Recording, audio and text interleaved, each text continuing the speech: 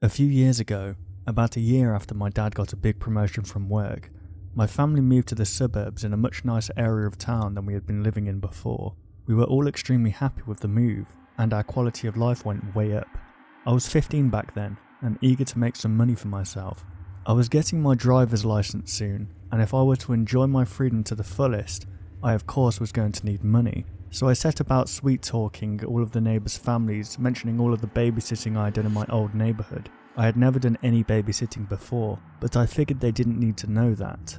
Before long, my Friday and Saturday nights were booked solid with babysitting jobs that brought in ridiculous amounts of money for very little work. I typically only had to take care of 1 or 2 kids for a couple of hours before I put them to bed, and I quickly became comfortable with my duties. Most of the jobs were boring, but the Miller kids were always a chore to take care of. The Millers lived in the house directly beside us, and they had identical twin boys that were both nightmares to keep watch of. Their names were Jack and Michael. Jack was a quiet boy, and he was always my favourite between the pair. Michael, on the other hand, was hyperactive and constantly loud. He liked to boss Jack around, and on more than one occasion, I would leave to get a snack ready for the boys or use the bathroom, only to come back to Michael trying to beat Jack senseless on the floor. I wouldn't really have thought anything of it. Boys would be boys. But there was just something about the way that Jack interacted with Michael that was off-putting to me. He would cower from him sometimes, and shut his eyes. When he did this, Michael would lean down and whisper in his ear. I could never make out what Michael was saying, and the one time I tried to lean in to listen, Michael snapped his head up and stared at me, clearly angry that I was trying to listen. He's just a 5-year-old boy, but something about it gave me the creeps. Jack will talk to him though, and sometimes they seem to get along well. Always at the end of the night, Jack would beg me not to tell his parents about anything bad that Michael did. A few times I told him that I'd had enough and that I was telling them anyways, but the look of fear in his eyes after I said it always kept me from it. At the end of the night, his parents would go up to the room that the boys shared, check on them, then come back down to pay me. Then I would leave.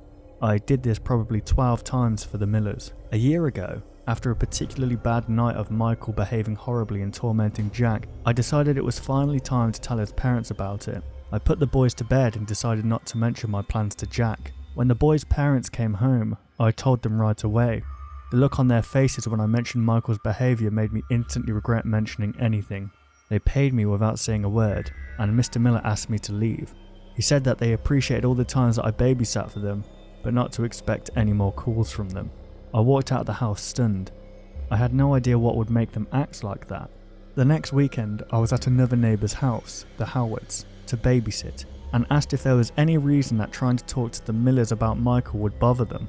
I sat horrified, as Mrs. Howard told me the story of how, 3 years ago, Michael had gotten hit and killed by a car after running into the road right in front of their house. I don't know how to explain what I saw so many times at the Millers, but needless to say, I quit my babysitting jobs after that.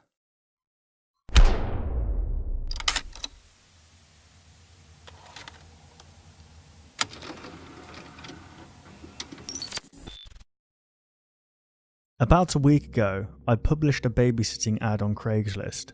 I know what you're thinking.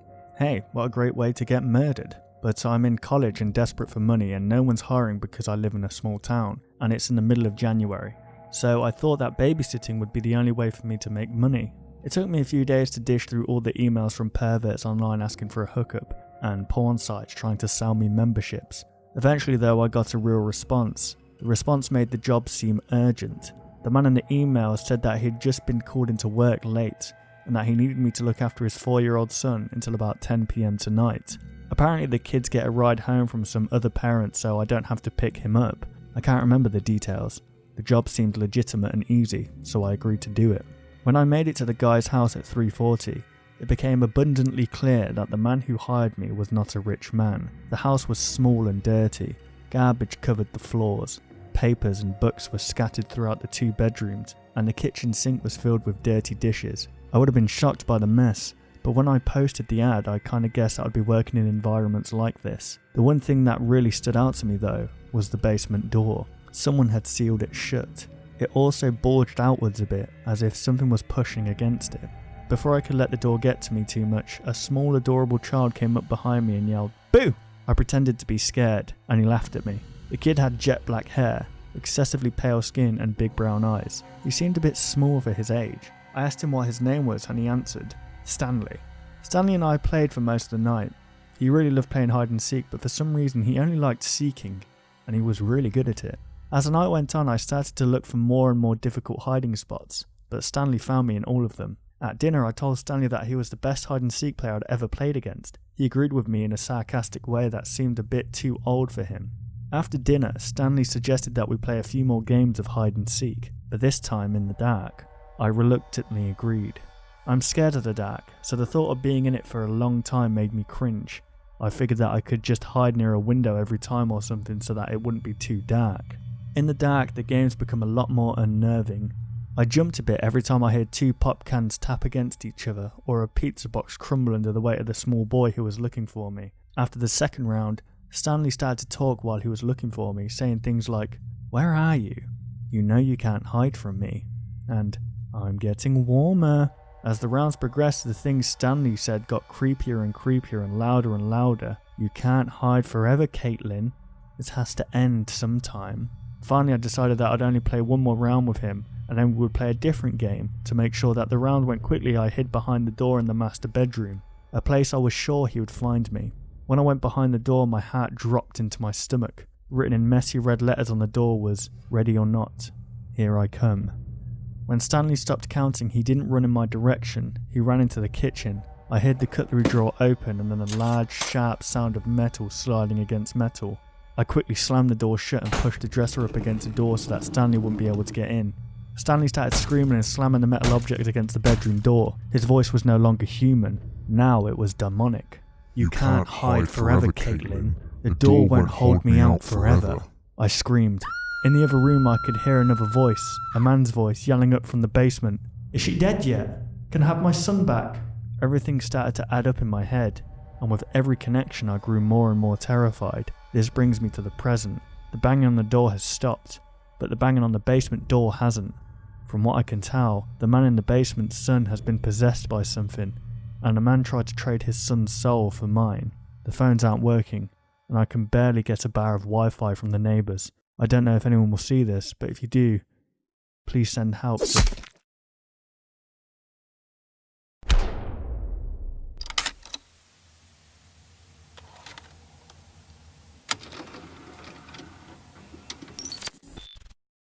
A couple weekends ago, I was asked by my neighbour, a single father who works nights at the hospital, if I could watch his kids for a night, as his usual babysitter was out of town.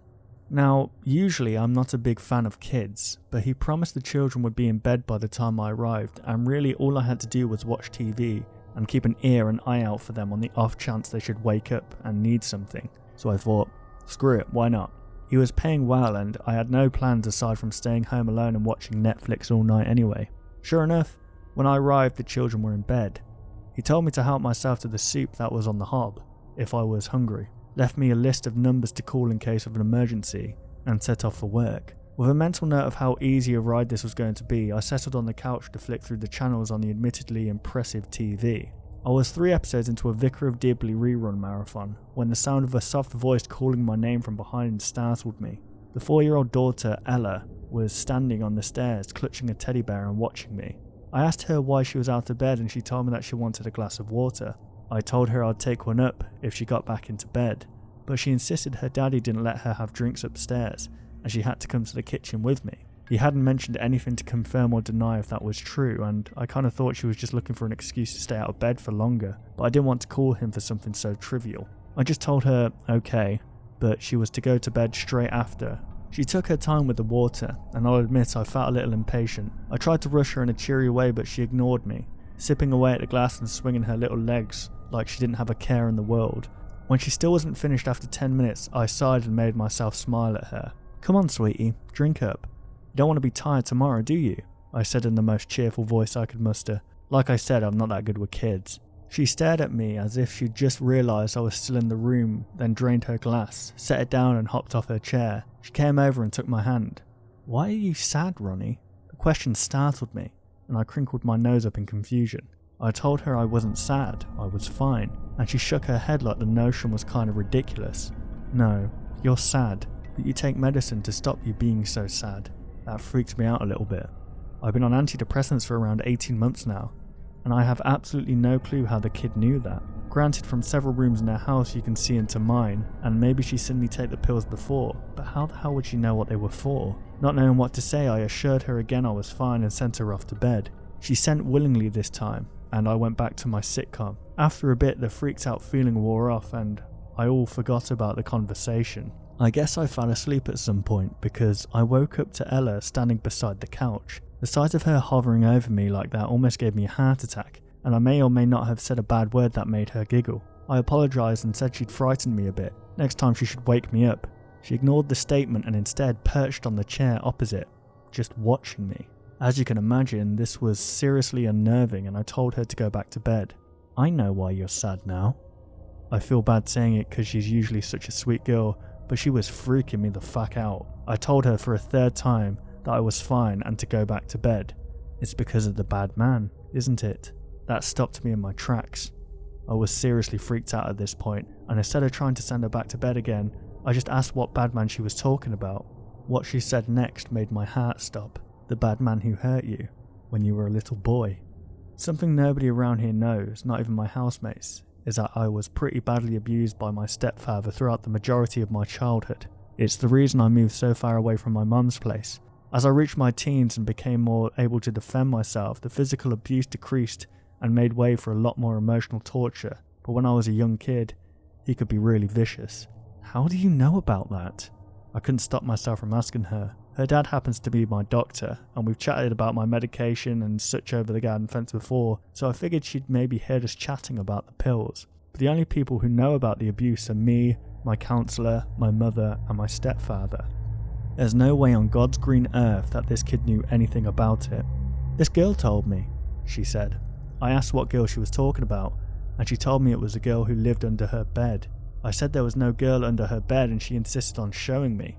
I went up to her room with her and found it empty, despite Ella pointing at a corner and insisting the girl was there. She sighed deeply when I said I couldn't see anyone. Grown-ups can never see her, she said, sounding sad about it. She stared at the corner for a second and smiled at me. She says she can make the bad man go away if you want. At this point, I'm shitting a brick. So I told her the girl came from a dream and she should go back to bed and sleep. With an eye roll and a sigh, she did as she was told, and I went back downstairs so I could spend the rest of the night on edge. As you can imagine, I left pretty sharpish when the dad came home. Now, after a good night's sleep and some rational thoughts, I chalked this up to Ella being a creepy ass kid with an overactive imagination. The pills she'd heard me and her dad discuss, and she'd made a wild guess that was coincidentally right with the whole bad man situation. Except this morning I got a phone call to say my mum and stepdad had been in some kind of freak car accident last night. Mum escaped with moderate injuries. My stepfather was pronounced dead at the scene. When I went to get the bins in later, Ella called me from their garden with a chilling message. The girl said, "You're welcome."